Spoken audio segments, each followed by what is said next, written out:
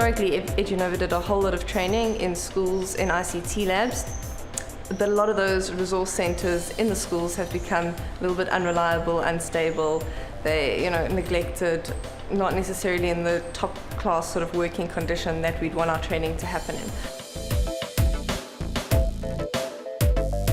Our learning centre model has grown out of a full recognition that there's a need in these communities. A need for stable and reliable resources around ICT, integrating with our training programs in schools. We don't want to throw money into big infrastructural development. That's not our core business. Our core business is about teachers and kids and accessing learning. We didn't want to be very remote from schools. We wanted to be in the heart of a group of schools or community of schools. So where there's a natural district or a circuit or a community or a town, we'd place somewhere centrally in that, try and identify a site, like a community hall or a shed or a barn or a church or whatever it is, and form a partnership with people who are the existing owners, take over a section of that, put some technology in, get some connectivity in place, make sure the content is there, and have people from that community who manage it, look after it, and are part of the facilitation team, and convince them or show them the benefits of having this work going on. That's how the Learning Centre developed, as a core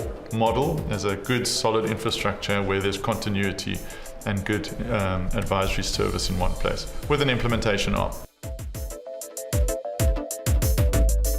Everything sort of starts with a clean slate. So we have the concept and we have some working models now, which is wonderful. So a lot of the work we're trying to do is lift out the documented process around each of these things so we can readily share it. And one of them is the physical infrastructure of a learning center. So if there is for instance, a desire to have this kind of model in the Northwest province, and we sort of work with a stakeholder group to understand which area or which circuit and so on around which town. And then we'd need to sit and say we need a site in which to do this. So if it is a church or a community hall, we'd have to look at the ownership of it and see who's in there. And you generally want to try and find somewhere where one didn't have to pay things like rental and so on. That was spare capacity or underutilized, or old government buildings that aren't quite used. And then, yes, for a period of time, our project would seek the funding to make sure some of the basic costs were covered. You need power and lights and water and toilets and things like that. So there's basic services that have to be in place. So right at the outset, we would engage directly with them to say, for the period of the project, we can do something, but ideally, we'd like them to take on that responsibility of making sure the water and the lights work. And once they've seen the actual integrity of the project, the scope of it, the partnerships, the funding involved, then we would sort of get a buy-in at that level.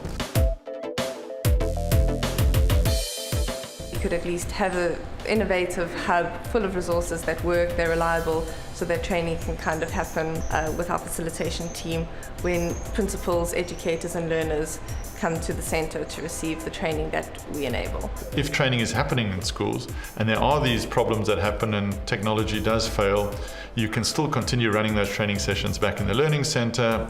So if the caretaker in the school has locked the gate to the school and you can't get in, you can work in the learning centre. So in a way, the learning centre in our world should be seen by the schools and the school community as their resource. You can have a meeting, you can talk, you can do a presentation, or you can have training in the computer lab itself. We have to do a lot of work and smaller projects to remain informed and keep developing the learning centre model. Because the learning centre is about assuming we have a level of knowledge around technology and how it works and how it's adapted and how it's fit for purpose in an education environment.